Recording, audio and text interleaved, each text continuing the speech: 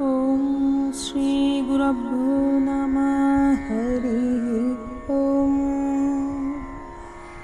सर्वोपनिषद गावो दग्धा गोपालनन्दनः पार्थवत्स सुधीर्भुक्ता दुग्धं गीतामृतं महत् वसुदेवसुतं देवं कंसचाणूरमर्दनं देवकी परमानन्दं कृष्णं वन्दे जगद्गुरुं।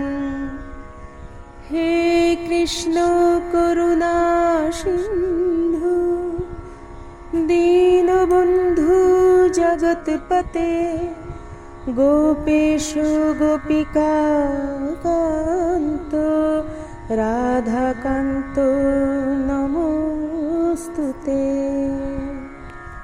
নমস্কার। শ্রীমদ্ ভগবদ্ গীতার পঞ্চদশ অধ্যায় শুরু হলো। আজ প্রথম থেকে দশমতম পর্যন্ত শ্লোক পাঠ, অনুবাদ ও সংক্ষিপ্ত ব্যাখ্যা। ওম শ্রী পরমাত্মনে নমঃ। অথ পঞ্চদশ অধ্যায়ঃ পুরুষোত্তম যোগ।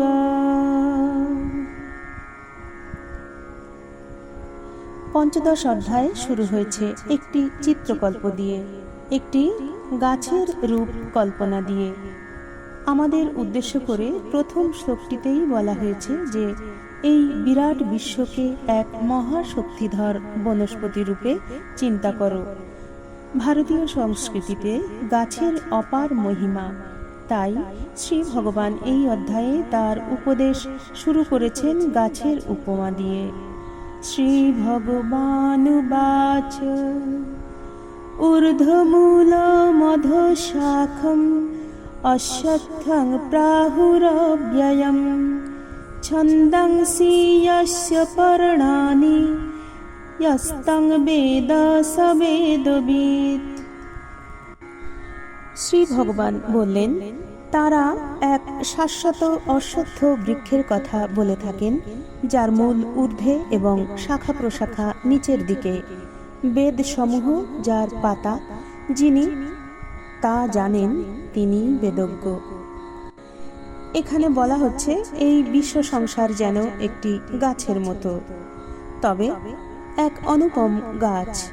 ঊর্ধ্বমূলম অধঃশাখম, যার মূল ওপরে এবং ডালপালাগুলি নিচে। সাধারণ গাছের সঙ্গে বিশ্বরূপ মহীরুহের এখানেই পার্থক্য। অশ্বত্থং প্রাহুরব্যয়ম, একেই শাশ্বত অশ্বত্থ বলা হয়। তার মূলগুলি ওপরের দিকে আর ডালপালা সবই নিচে। ছন্দাংসি যস্য পর্ণানি, এই গাছের পাতাগুলি বৈদিক উক্তি ছন্দাংসি। পাতাগুলি যেহেতু গাছকে রক্ষা করে, সেই কারণে তাদের বলা হচ্ছে ছন্দাংসি, অর্থাৎ বেদের উক্তিগুলি। বেদ থেকে আরম্ভ করে গীতা পর্যন্ত সর্বত্রই গাছ যেন অস্তিত্বের প্রতীক, আমরা বলি জীবন বৃক্ষ। দ্বিতীয় শ্লোকে শ্রী ভগবান বৃক্ষের অবয়ব সহ বিস্তারিত বর্ণনা করেছেন। শ্রী ভগবানুবাচ অধশ্চূর্ধ্বং প্রসৃতাস্তস্য শাখা গুণা প্রবৃদ্ধা বিষয় প্রবালাঃ অধশ্চ মূলান্যনুসন্ততানি কর্মানুবন্ধীনি মনুষ্যলোকে। ওই জগৎ বৃক্ষের গুণাদির অর্থাৎ সত্য, রজ ও তমের সাহায্যে বৃদ্ধিপ্রাপ্ত ও বিষয়রূপ পল্লব বিশিষ্ট শাখাগুলি নিচে, মধ্যভাগে ও ঊর্ধ্বে সর্বত্র বিস্তৃত। মনুষ্যলোকে কর্মানুসারে বন্ধনকারী মূল নিম্নে ও ঊর্ধ্বভাগে সর্বলোকে পরিব্যাপ্ত হয়ে চলেছে। সংসার রূপ এই অশ্বত্থ গাছের ডালপালাগুলো উপরে এবং নিচে দুদিকেই ছড়ানো। নিচের দিকে প্রসারিত শাখাগুলো এই পার্থিব জগতের প্রতীক এবং ঊর্ধ্বমুখী শাখাগুলো দিব্য লোকের দ্যোতক। ঊর্ধ্বমুখী ও নিম্নমুখী দু ধরনের শাখাগুলোই একটি মূল থেকে এসেছে, যার নাম ব্রহ্ম, যার স্বরূপ শুদ্ধ চৈতন্য। এই হলো প্রবল শক্তিশালী অশ্বত্থ বৃক্ষস্বরূপ বিশ্বের চিত্র। এখন এই সংসার বৃক্ষের কি প্রয়োজন, তৃতীয় শ্লোকে শ্রী ভগবান তা জানিয়েছেন। ন রূপমস্যেহ তথোপলভ্যতে নান্তো ন চাদির্ন চ সম্প্রতিষ্ঠা অশ্বত্থমেনং সুবিরূঢ়মূলম অসঙ্গশস্ত্রেণ দৃঢ়েন চিত্বা। এই সংসার বৃক্ষের যেমন রূপ দেখা যায়, বিচার করলে তেমন উপলব্ধ হয় না, কারণ এর আদি অন্ত বা স্থিতি কিছুই নেই। তাই এই সুদৃঢ় মূল জগৎ সংসার রূপ অশ্বত্থ বৃক্ষকে অনাসক্তি রূপ দৃঢ় শক্তিশালী কুঠারের সাহায্যে ছেদন করে। এই গাছের প্রকৃত রূপটি কি তা আমরা সহজে বুঝতে পারি না। না উপলব্ধতে অর্থাৎ উপলব্ধি করা অসম্ভব। নান্ত ন চাদির্ন চা সম্প্রতিষ্ঠা, এর শেষ নেই, এর শুরুও নেই, এর স্থিতি সম্পর্কেও আমরা জানি না। অর্থাৎ এটি কেমনভাবে ও কিসের ওপর ভিত্তি করে আছে তাও আমরা জানি না। এত রহস্যাবৃত এই বিশ্ব। অশ্বত্থমেনং সুবিরূঢ় মূলম, এই বদ্ধমূল অশ্বত্থকে দৃঢ়ভাবে কেটে, কেমন করে? অবশ্যই এক শানিত অস্ত্র দিয়ে। অসঙ্গ শস্ত্রেণ, অনাসক্তিরূপ অস্ত্র দ্বারা। অর্থাৎ মনের এমন একটা গতি হবে যখন আমরা বলতে পারবো পূর্ণাঙ্গ গাছটির পিছনে যে পরম সত্য আছে, আমি তা জানতে চাই। এই সত্যটি ব্রহ্ম। অসঙ্গ শস্ত্রেণ দৃঢ়েন চিত্বা। চিত্বা শব্দের অর্থ কাটা অথবা নাশ করা নয়, এর অর্থ হলো সম্পর্ক বিচ্ছিন্ন করা, অর্থাৎ জগৎ সংসারের আসক্তি সর্বতোভাবে দূর করা, অর্থাৎ নিজের হৃদয়ে পরমাত্মা ব্যতীত অন্য কিছুর সঙ্গে সম্পর্ক না মানা। সংসার বৃক্ষ ছেদন করে সাধকের কি কর্তব্য, পরবর্তী শ্লোকে শ্রী ভগবান জানিয়েছেন। শ্রী ভগবানুবাচ তত পদং তৎ পরিমার্গিতব্যং यस्मिन् गता न निवर्तन्ति भूयः तमेव चाद्यं पुरुषं प्रपद्ये यत प्रवृत्ति प्रसृता पुराणी। তারপর সেই পরমপদ পরমাত্মা, যাকে প্রাপ্ত হলে মানুষ আর ইহ জগতে ফিরে আসে না এবং যার হতে অনাদিকাল থেকে এই সৃষ্টি বিস্তার লাভ করেছে, আমি সেই আদি পুরুষ পরমাত্মার শরণ গ্রহণ করি। এই ভাবে তার অন্বেষণ করতে হয়। তত পদং তৎ পরিমার্গিতব্যং, তারপর আমাদের সেই পরম ব্রহ্মপদ অন্বেষণ করতে হবে, যিনি এই জগতের অন্তরালে রয়েছেন। यस्मिन् गता न निवर्तन्ति भूयः, যে সত্য লাভ করলে পুনর্জন্ম হয় না। ত্বমেব চাদ্যং পুরুষম প্রপদ্যে, একমাত্র সেই আদি পুরুষকেই আমি আশ্রয় করব। ইয়ত প্রবৃত্তি প্রসৃতা পুরাণী, যা থেকে অতীতে এই বিশ্ব নিঃসৃত হয়েছে। অর্থাৎ আদি বীজ থেকে এই বিশ্ব আবার প্রকাশিত হবে। এইভাবে সৃষ্টি স্থিতি এবং সংহার বা প্রলয়ের ছন্দে জগতের ধারা নিত্য প্রবাহিত হবে। যেসব মহাপুরুষ আদি পুরুষ পরমাত্মার শরণাগত হয়ে পরমপদ প্রাপ্ত হন, পরবর্তী শ্লোকে তাদের লক্ষণ বর্ণনা করেছেন। শ্রী ভগবানুবাচ নির্মাণ মোহাজিত সঙ্গ দোষ অধ্যাত্ম নিত্যা বিনিবৃত্ত কামঃ দ্বন্দ্বৈর্বিমুক্তা সুখ দুঃখ সঙ্গৈ গচ্ছন্ত মূঢ়া পদমব্যয়ং তৎ। অহংকার ও মোহমুক্ত হয়ে, আসক্তি দোষ জয় করে, আত্মনিষ্ঠ হয়ে, ইন্দ্রিয়জ বাসনামুক্ত হয়ে, সুখ দুঃখ রূপ দ্বন্দ্ব মুক্ত হয়ে বিগত মোহ ব্যক্তিরা সেই শাশ্বত ব্রহ্মপদ লাভ করেন। নির্বাণ মোহা জিতসঙ্গ দোষা, অর্থাৎ যিনি মোহমুক্ত, আসক্তি দোষ জয়ী, অধ্যাত্মনিত্যা বিনিবৃত্ত কামাহা, যিনি আত্মজ্ঞাননিষ্ঠ এবং বহির্মুখী বাসনাগুলিকে জয় করেছেন। দ্বন্দ্বই বিমুক্তা সুখ দুঃখ সঙ্গই, অর্থাৎ সুখ দুঃখ রূপ দ্বন্দ্বমুক্ত হয়েছেন।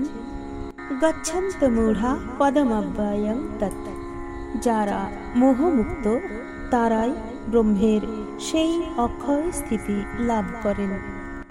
ষষ্ঠতম শ্লোক। শ্রী ভগবানুবাচ ন তদ্ভাসায়তে সূর্য ন শশাঙ্কো ন পাবকঃ যদ্গত্বা ন নিবর্তন্তে তদ্ধাম পরমং মম। সূর্য তাকে প্রকাশ করতে পারে না, চন্দ্রও না, অগ্নিও না। যেখানে গিয়ে জীব আর ফেরে না, সেটিই আমার শ্রেষ্ঠ ধাম। আমরা ভগবানের অংশ হলে ভগবানের ধাম আমাদেরও ধাম। সেই ধামের প্রাপ্তি হলে আর সংসারে ফিরে আসতে হয় না। যতক্ষণ আমরা সেই ধামে পৌঁছতে না পারছি, ততক্ষণ আমাদের পথিকের মতো নানা জন্ম ও নানা ধামে ঘুরতেই হবে। শুধু সত্যের উপলব্ধির দ্বারাই আমাদের জীবন সম্পূর্ণভাবে উদ্ভাসিত হতে পারে। শ্রী ভগবান বলছেন, সেইটি আমার শ্রেষ্ঠ ধাম বা নিবাস। অতএব সকল জ্যোতির জ্যোতিকে উপলব্ধি করলেই সেখানে পৌঁছানো যাবে। সপ্তমতম শ্লোক। মমৈবাংশ জীবলোকে জীবভূত সনাতনঃ মনষষ্ঠানীন্দ্রিয়াণি প্রকৃতিস্থানে কর্ষতি। এই জগতে আমারই সনাতন অংশ জীব রূপে অবস্থিত, কিন্তু সে প্রকৃতিতে স্থিত হয়ে মন ও পঞ্চ ইন্দ্রিয়কে আকর্ষিত করে নিজের বলে মেনে নেয়। ভগবান এখানে এই বাস্তব তথ্য প্রকট করেছেন যে জীব কেবল আমারই অংশ, এতে প্রকৃতির বিন্দুমাত্র অংশ নেই। মামই বাংশ, মম এব অংশ, অর্থাৎ এব অর্থে নিশ্চিত রূপে সংশয়ের কোনো অবকাশ নেই, এবং আমার স্বরূপ যা সনাতন শাশ্বত জীবলোকে জীবভূত, সংসারে জীব হয়ে দেহ ধারণ করেছে। শ্রী ভগবান বলছেন, দিব্য স্ফুলিঙ্গ রূপে আমি সকল জীবের মধ্যে প্রবেশ করেছি, কিন্তু তা সত্ত্বেও আমি অখণ্ড। মনষষ্ঠানি ইন্দ্রিয়াণি প্রকৃতিস্থানি কর্ষতি, ভিতরের সেই ক্ষুদ্র স্ফুলিঙ্গ পাঁচটি ইন্দ্রিয় ও মনকে নিজের দিকে আকর্ষণ করে। মানুষের মধ্যে বিরাজমান এই সূক্ষ্ম শরীর স্থূল শরীরের মধ্যেই বাস করে। এই সূক্ষ্ম শরীরের মধ্যেই আবার চৈতন্য তত্ত্ব বা জীবের বসবাস। এই চরম সত্যটি এইভাবে এই রকম জোরের সঙ্গে সর্বপ্রথম ঘোষণা করা হয়েছে বেদান্ত ও গীতার এই শ্লোকটিতে, যেখানে অন্য কোনো সাহিত্যে মানুষের মর্যাদাকে চরম সত্যের আলোকে এমন ব্যর্থহীন ভাষায় প্রকাশ করা হয়নি। অষ্টমতম শ্লোক। শ্রী ভগবানুবাচ শরীরং যদমাপ্নোতি यच्चाप्युत्क्रामतैश्वरः विहित्वैतानि संयाति বায়ুর্গন্ধানিবাসায়াৎ।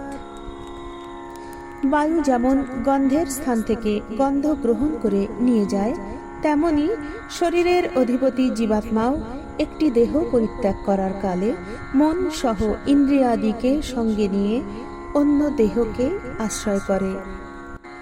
এখানে জীব অথবা আত্মাকে ঈশ্বর বলে সম্বোধন করা হচ্ছে, কারণ যেহেতু জীব ঈশ্বর থেকেই এসেছে, সেই কারণে সেও ঈশ্বর।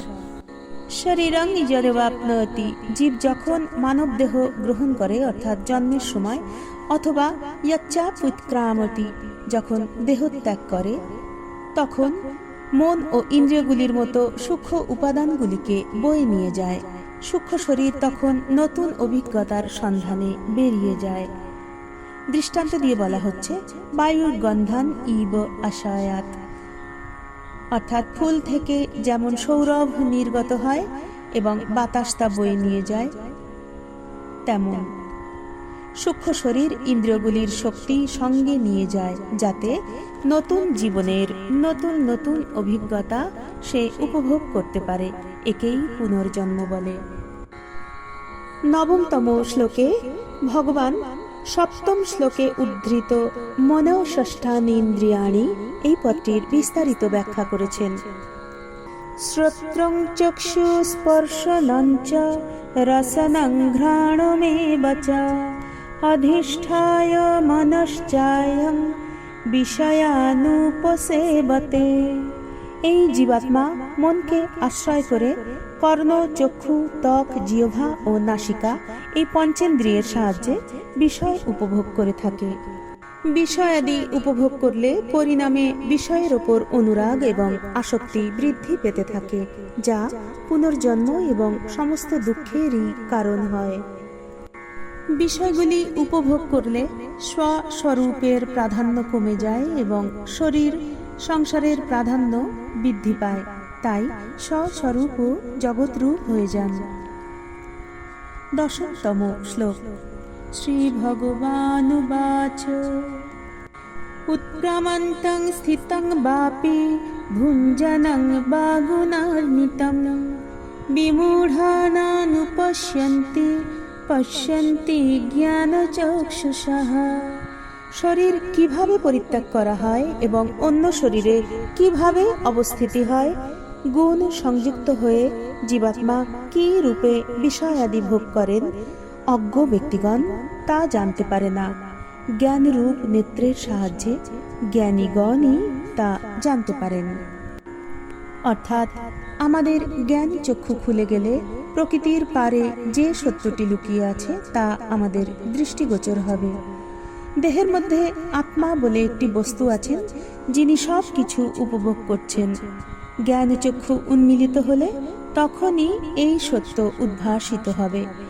বিমূঢ়া নানুপশ্যন্তি, মূঢ় ব্যক্তিরা এই সত্য দেখতে পায় না, কারণ তারা শুধু বাইরেটাই দেখে, তাদের অন্তর্দৃষ্টি নেই। পশ্যন্তি জ্ঞানচক্ষুষাঃ, যাদের জ্ঞান চক্ষু আছে তারা এই সত্য দেখতে পান। ওং তৎসৎ। শ্রীমদ্ভগবদ্গীতাসু উপনিষৎসু ব্রহ্ম বিদ্যায়াং योगशास्त्रे श्रीकृष्णार्जुन संवादे पुरुषोत्तम योगो नाम पंचदशोऽध्यायः। हरिः ओम तत्सत्। ओम शांति शांति शांति।